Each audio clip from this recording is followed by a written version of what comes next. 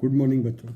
Physics में आज sound unit को हम लोग 10 क्वेश्चन के साथ समराइज करेंगे। साउंड यूनिट में पहला क्वेश्चन है बच्चों, जो आपका स्पीड ऑफ मैकेनिकल वेव से है। क्वेश्चन मैं पढ़ता हूँ। Question number 1, the speed of sound in hydrogen gas is 1270 metre per second. Calculate the speed of sound in mixture of oxygen and hydrogen mixed in the volume 1:4। बच्चों, ये जो question है, इस क्वेश्चन में आपको एक गैस यानी hydrogen के लिए स्पीड ऑफ साउंड दी गई है। जब आपको दूसरा एक मिक्सचर तैयार करना है, यानी कि आपको ऑक्सीजन और हाइड्रोजन गैस का 1:4 में मिक्सचर बनाना है, उसमें आपको साउंड की स्पीड निकालनी है।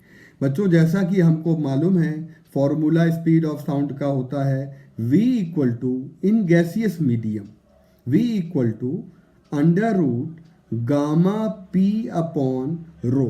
बच्चों, ये जो गामा है ये एटॉमिसिटी पर डिपेंड करता है, and p is the pressure, and d या रो जो मैंने यहाँ पर लिया है वो है डेंसिटी ऑफ गैस।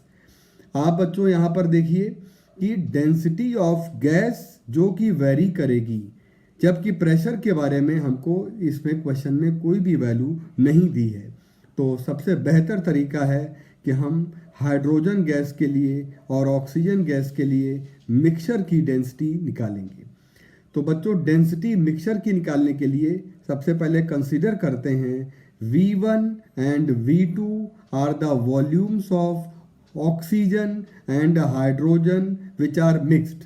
आपको पता है कि V1 और V2, जब हम लोगों को क्वेश्चन में दिया है कि ऑक्सीजन और हाइड्रोजन का 1:4 का वॉल्यूम है, इसका मतलब बच्चों V1 अपॉन V2 की वैल्यू 1:4 हमको दी गई है। तो सवाल में आप रो मिक्सचर, डेंसिटी मिक्सचर निकालने के लिए क्या क्या फॉर्मूला लगाएंगे? डेंसिटी मिक्सचर की निकालने के लिए total mass of mixture divided by total volume of mixture. बच्चों, टोटल मास ऑफ मिक्सचर होता है यहाँ पे, जो कि हम लोग m1 प्लस m2 ले सकते हैं, और नीचे आएगा v1 प्लस v2। बच्चों, जो m1 है और जो m2 है, ये ऑक्सीजन और हाइड्रोजन गैस के मास हैं। आपको पता है कि यहाँ पर m1 की जगह पे v1 रो1 यूज़ होगा और m2 की जगह पे v2 रो2 यूज़ होगा। तो फॉर्मूला हमारा रो मिक्सचर का बन जाएगा v1 rho plus v2 rho upon v1 plus v2। बच्चों, इसमें न्यूमरेटर से v2 को कॉमन लेंगे और रो2 को कॉमन लेंगे, और डिनोमिनेटर से v2 को कॉमन लेंगे। तो न्यूमरेटर डिनोमिनेटर में हमारा v1 v2 कैंसिल हो जाएगा। बचेगा क्या? ब्रैकेट के अंदर बचेगा हमारे पास v1 upon v2 and rho upon rho plus 1 numerator में, और डिनोमिनेटर में बचेगा v1 upon v2 plus 1। v1 upon v2 की वैल्यू बच्चों पता है 1:4 है, और रो1 अपॉन रो2 की जो वैल्यू है ये एक प्रकार से हमारा मास यानी मोलर मास का रेशियो होगा, जिसको हम मोलर मास का रेशियो ऑक्सीजन के लिए 32 लेते हैं और हम लोग हाइड्रोजन के लिए 2 लेते हैं, तो 32/2 हो जाएगा। बच्चों, ये वैल्यू रखेंगे, हम लोग सॉल्व करेंगे तो हमारे पास मिक्सचर की डेंसिटी जो है वो आ जाएगी रो टाइम्स रो, जो है ना यहाँ पे रो2, वो है डेंसिटी ऑफ हाइड्रोजन गैस की। तो यहाँ पर हम लोगों ने क्या लिया? Rho density of mixture divided by rho is the density of hydrogen equal to, ये हमारा रेशियो आ जाएगा बच्चों रो अपॉन रो2 4 के बराबर आ जाएगा। जब आप सॉल्व करेंगे तो 4 रेशियो मिलेगा। फिर हमारे पास स्पीड ऑफ साउंड का फॉर्मूला होता है v equal to under root gamma p upon rho. बच्चों, रो क्या है? डेंसिटी। पहले हमको कौन सी गैस दी हुई थी? हाइड्रोजन। बाद में कौन सी गैस हमको दी हुई है? मिक्सचर।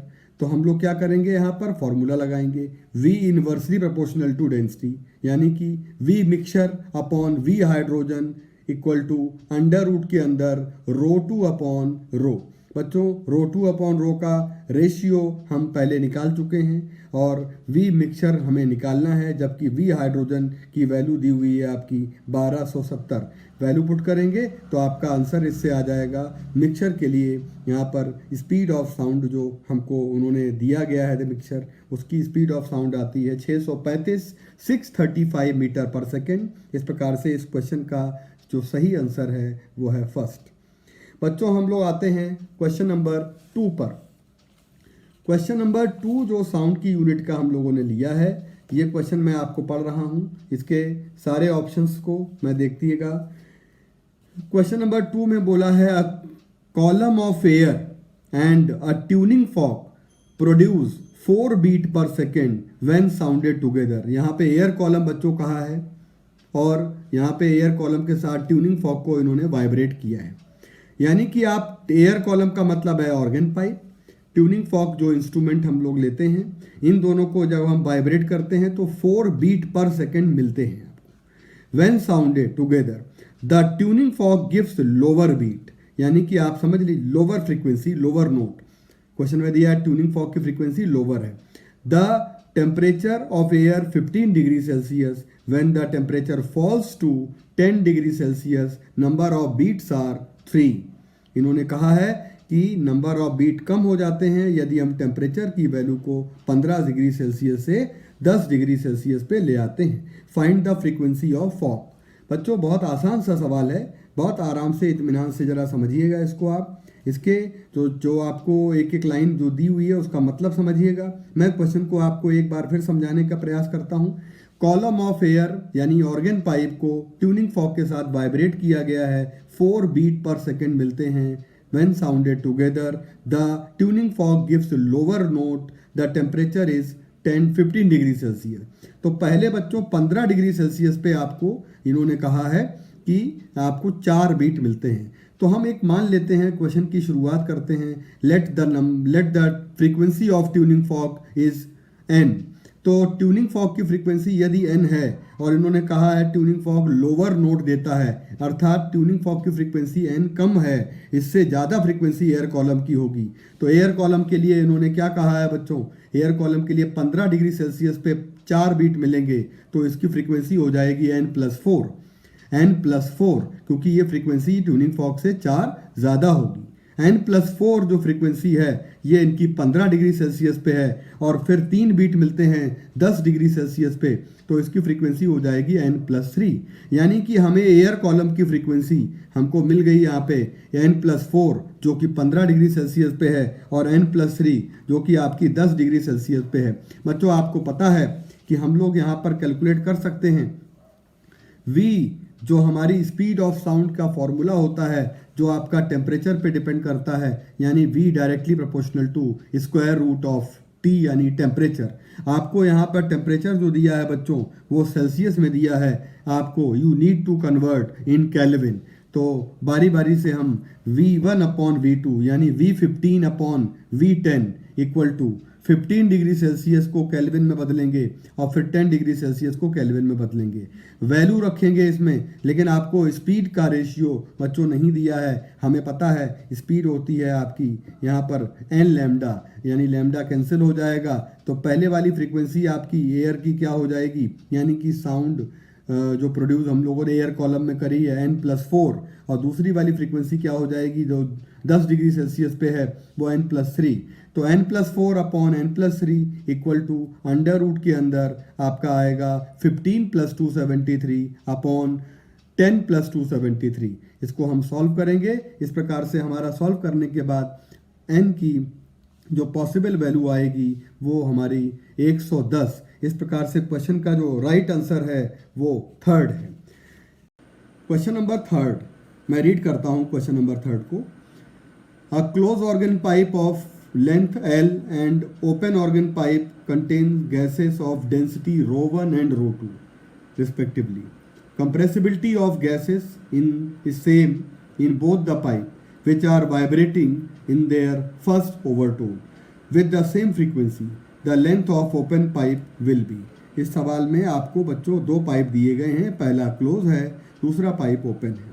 तो यदि हम क्लोज पाइप में लंबाई L जो दी गई है, स्पीड ऑफ साउंड एयर में ले लेते हैं V1 और ओपन पाइप में V2 ले लेते हैं, तो स्पीड ऑफ साउंड का गैस में फॉर्मूला होता है हमारा V = अंडर रूट के अंदर gamma times P upon rho. Gamma P जो है बच्चों यहाँ पर एडियाबैटिक प्रोसेस के लिए गैस में ये बल्क मॉडुलस होता है। तो हमें क्वेश्चन में कंप्रेसिबिलिटी समान दी है, इसका मतलब है कि बल्क मॉडुलस भी समान होगा, क्योंकि बल्क मॉडुलस और कंप्रेसिबिलिटी इन्वर्स होते हैं। तो हमारे पास V inversely proportional to root V rho आ गया। ये फॉर्मूला लगाएंगे तो V1 upon V2 equal to under root rho 2 upon rho 1 आ जाएगा। इसका मतलब बच्चों जब भी हम बात करते हैं, जब हम स्पीड ऑफ साउंड की बात करेंगे तो स्पीड ऑफ साउंड हमारे पास जब मिलेगी तो V1 अपॉन V2 के रेशियो में ही मिलेगी। यहाँ पर दिया गया है कि इन दोनों पाइप की फर्स्ट ओवरटोन की फ्रीक्वेंसी समान है। तो पहले तो आप हमारा जो क्लोज पाइप है उसका फर्स्ट ओवरटोन होता है 3 times V1 upon 4L equal to 2 times V2 upon 2L dash. यहाँ पे L डैश ही निकालना है बच्चों, लेकिन यहाँ पे आप L डैश निकालने के लिए आप जब पुट करेंगे तो V2 अपॉन V1 आएगा। तो V2 अपॉन V1 की वैल्यू हमें ऊपर पता है जो कि अंडर रूट रो 1 अपॉन रो 2 है। तो इस प्रकार से सॉल्व करके हम L डैश की वैल्यू निकालेंगे तो वो आएगी 4 times L upon 3 under root के अंदर रो 1 अपॉन रो 2। तो क्वेश्चन का बच्चों जो राइट आंसर है वो है सी, यानी कि राइट आंसर हम लोग 4L अपॉन 3 अंडर रूट रो 1 अपॉन रो 2 ले सकते हैं। क्वेश्चन नंबर 4 पे आते हैं बच्चों। द इक्वेशन 5 ब्रैकेट में x comma t equal to j cap sine 2 pi by lambda v t cos 2 pi by lambda x represent पहला ऑप्शन ट्रांसवर्स प्रोग्रेसिव वेव, दूसरा ऑप्शन लॉन्गिट्यूडनल प्रोग्रेसिव वेव, तीसरा option longitudinal stationary wave, चौथा option transverse stationary wave. बच्चों इस सवाल को देखकर जरा समझने का प्रयास करिएगा कि सवाल में आपको जो इन्होंने इक्वेशन दी हुई है एक प्रकार से ये डिस्प्लेसमेंट इक्वेशन है जो कि हम फाई से डिनोट करते हैं, और डिस्प्लेसमेंट ऑफ वेव जो हम x ले सकते हैं, x दिया हुआ है कॉमा करके इसमें, और t इज़ द टाइम।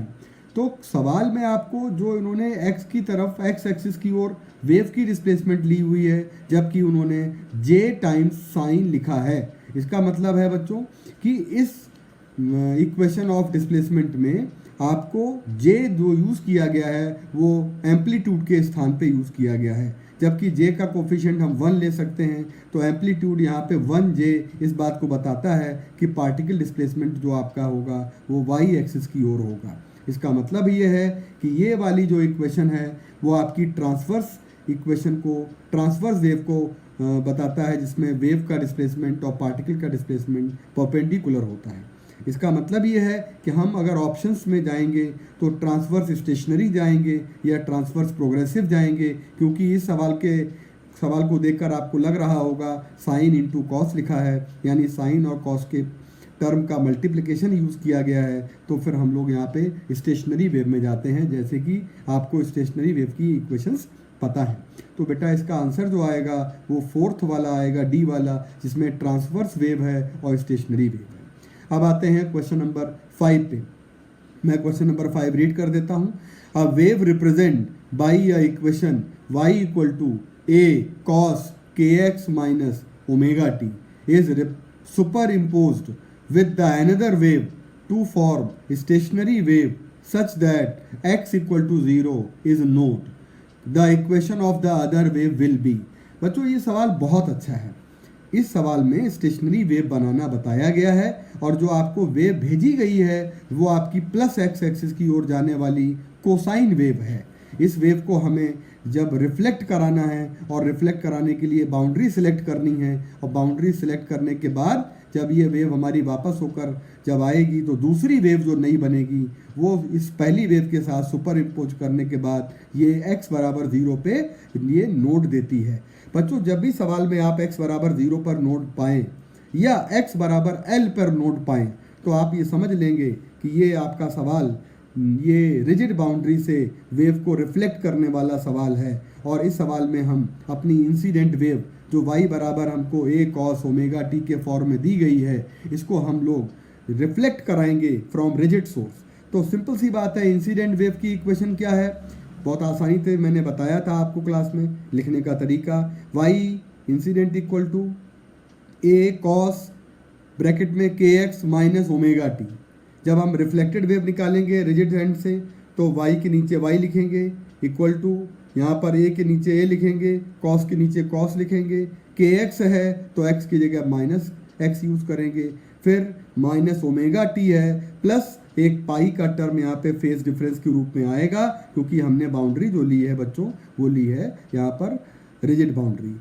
सबसे बड़ा सवाल उठता है बच्चों रिजिड बाउंड्री ही क्यों लेंगे, क्योंकि हमको x बराबर 0 पर हमें नोड मिलता है। इसलिए अब हम इसको सॉल्व करेंगे तो हमारे पास साइन या कॉस पाई प्लस थीटा जो होता है, हमने फॉर्मूला बताया था ट्रिग्नोमेट्री का एक इस्तेमाल होगा, cos pi plus theta equal to minus cos theta.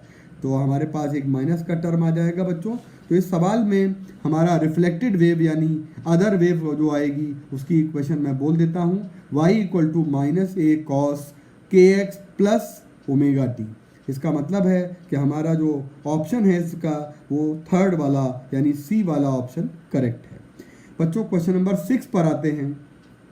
Question number 6 में बोला गया है एज एन एम्प्टी वेसल, बहुत स्पष्ट किया गया है, as an empty vessel is filled with water, मतलब एम्प्टी वेसल को हम फिल कर रहे हैं। एक तो बर्तन खाली है, तो खाली बर्तन में बच्चों क्या होगा, पानी तो है नहीं, तो पानी तो बाद में भरा जा रहा है, तो फिर क्या है इसमें, यानी हवा है, एयर है। तो वाइब्रेशन इन एयर कॉलम आपने पढ़े हैं, यानी कि बर्तन जो है वो एक तरफ बंद है और बर्तन एक तरफ खुला हुआ है, तो ये क्लोज्ड ऑर्गन पाइप है। तो एयर कॉलम में क्लोज्ड ऑर्गन पाइप की फ्रीक्वेंसी का फॉर्मूला जैसा कि आपको पता है n बराबर v/4L होता है, यानी L क्या है, ये हमारी पाइप की लेंथ है जिसमें भरी हुई है एयर।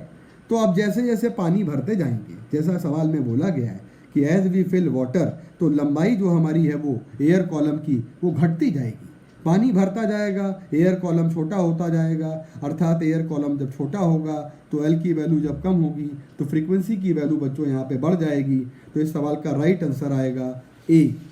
इस प्रकार से हम क्वेश्चन नंबर 6 के बाद बच्चों जाते हैं क्वेश्चन नंबर 7 पर। तो क्वेश्चन नंबर 7 जो दिया गया है, मैं क्वेश्चन नंबर 7 को रीड करता हूँ। अ 20 centimetre long string having a mass of 1 ग्राम, बहुत अच्छा सवाल है। इसमें आपको 20 सेंटीमीटर की लेंथ की स्ट्रिंग दी हुई है और जिसका मास 1 ग्राम दिया हुआ है, fixed at both the end. ये वाइब्रेशन इन स्ट्रिंग का सवाल है, डोरी का सवाल है, जिसमें आप लोगों ने फॉर्मूले पढ़े हैं ट्रांसवर्स वेव के लिए। The tension in the string is 0.5 newton. The string is set into vibration using an external vibrator of frequency 100 hertz. Find the separation in centimetre between the successive notes on the string. हमें answer जो देना है वो हमें इनका 2 note के बीच की distance निकालनी है। बच्चों सवाल को शुरू करते हैं सॉल्व करना, बहुत आसान है। मास पर यूनिट लेंथ निकालना। मास दिया है 1 ग्राम, किलोग्राम में बदल दीजिए, अपॉन लेंथ स्ट्रिंग की दी हुई है 20 सेंटीमीटर, इसको आप मीटर में बदल दीजिए। तो 5 × 10⁻³ ये आपका मास किलोग्राम पर मीटर में आ जाएगा। स्पीड ऑफ वेव क्या होती है डोरी के लिए, v = √T/m लगाते हैं फॉर्मूला। m जो होता है वो मास पर यूनिट लेंथ होता है। तो वाइब्रेशन इन स्ट्रेच स्ट्रिंग में आपने ये फॉर्मूला पढ़ा है। तो इससे स्पीड निकालेंगे, वैल्यू रखने के बाद तो 10 मीटर पर सेकेंड आ जाएगा। बच्चों इसी से कैलकुलेट करेंगे लैम्डा, जो हमारी वेव डोरी में उत्पन्न हो रही है। लैम्डा बराबर v/ आएगा n, तो v की वैल्यू 10 है, n की वैल्यू यहाँ पर 100 दी हुई है, तो हमारा आंसर आ जाएगा 0.1 यानी 10 सेंटीमीटर। जबकि ये वेवलेंथ है वाइब्रेशन कॉलम की, यहाँ पर हमारी ये वेवलेंथ जो है वो वाइब्रेटिंग लेंथ की है, यानी कि हमें पूछा गया है 2 नोट के बीच की दूरी, तो ये हो जाएगी λ/2, अर्थात हमारा आंसर आएगा 5 सेंटीमीटर। तो क्वेश्चन का जो आपका राइट आंसर आ जाएगा वो है फर्स्ट। इसके बाद बच्चों आते हैं क्वेश्चन नंबर 8 पे आते हैं। इस क्वेश्चन को मैं रीड करता हूं, जो एक ग्राफ पर क्वेश्चन है, बहुत अच्छा क्वेश्चन है। यहाँ पे कहा गया है a wire of length L, radius R, density D, as tension T, capital T, estimated graph. यहाँ पर बच्चों बोला गया है कि जो ग्राफ होगा वो इनमें से कौन सा होगा, frequency versus length, frequency versus T tension, frequency versus radius and frequency का ग्राफ अंडर रूट डेंसिटी के साथ। तो हमें जाना पड़ेगा अपने फॉर्मूले पर वाइब्रेशन इन स्ट्रेच स्ट्रिंग पर फ्रीक्वेंसी का एक फॉर्मूला बच्चों पढ़ा है आपने, n बराबर 1/2L, L is the length of string, under root के अंदर T/m। बच्चों जो स्मॉल m होता है this is mass per unit length, जिसकी वैल्यू हम कैलकुलेट करते हैं mass upon length of the string, जिसकी वैल्यू निकालते हैं πr² d आएगा डेंसिटी। तो हमारे पास कुल मिला के फॉर्मूला फाइनली बन जाता है n = 1/2L under root T/πr² d, यानी कि n inversely proportional to L आएगा, n is directly proportional to root T आएगा, यानी कि पहला ऑप्शन भी नहीं है, दूसरा ऑप्शन भी नहीं है, तीसरे ऑप्शन में n inversely proportional to R आएगा, वो भी नहीं है, चौथा में आपका एक फॉर्मूला बन रहा है n प्रोपोर्शनल टू 1/√d। यही वाला आंसर आपका सही है, जो रेक्टेंगुलर हाइपरबोलिक ग्राफ आएगा जिसमें फ्रीक्वेंसी का रूट और फ्रीक्वेंसी और डेंसिटी का रूट ये आपका इन्वर्सली प्रोपोर्शनल आता है। तो इस बच्चों इस सवाल का 8 नंबर सवाल का जो सही आंसर है वो डी है। मैं यहाँ पे क्वेश्चन नंबर 9 आपको रीड करता हूँ। An open organ pipe resonate in its second harmonic with frequency f1।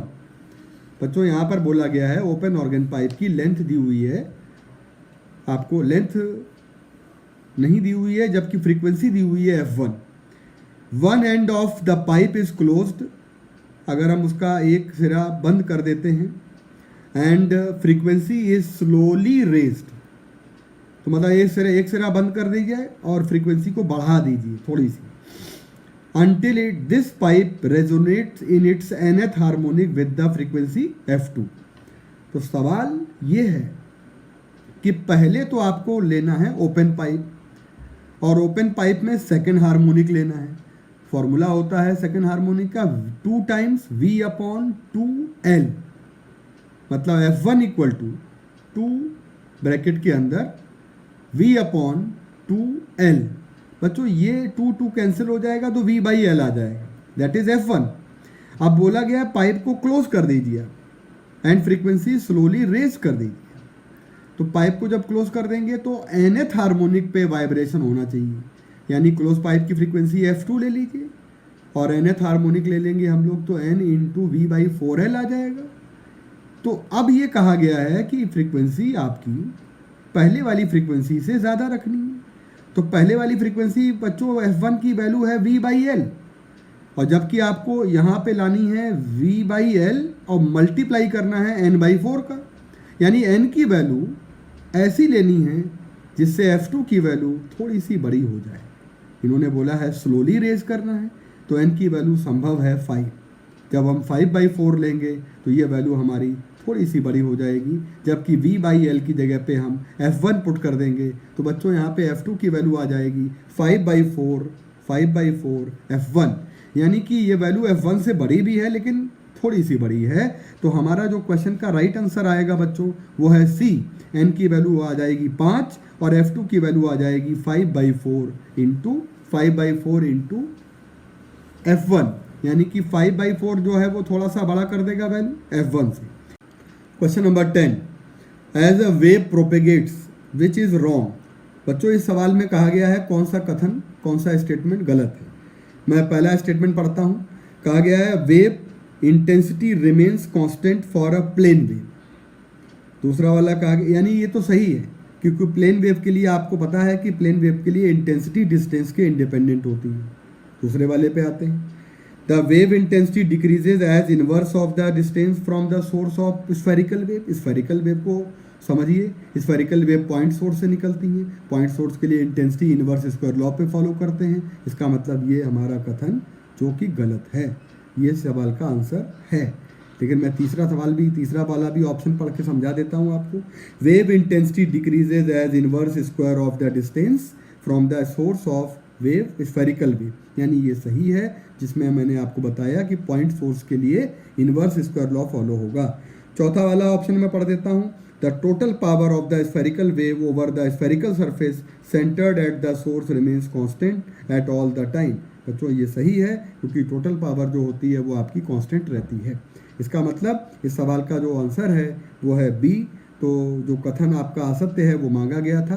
बच्चों उम्मीद है इस वीडियो से आपको फ़ायदा मिला होगा और इसको आप अच्छे से सुनिएगा और एक बार इसको सब्सक्राइब भी करिएगा न्यू लाइट के इस यूट्यूब चैनल को। Thank you very much.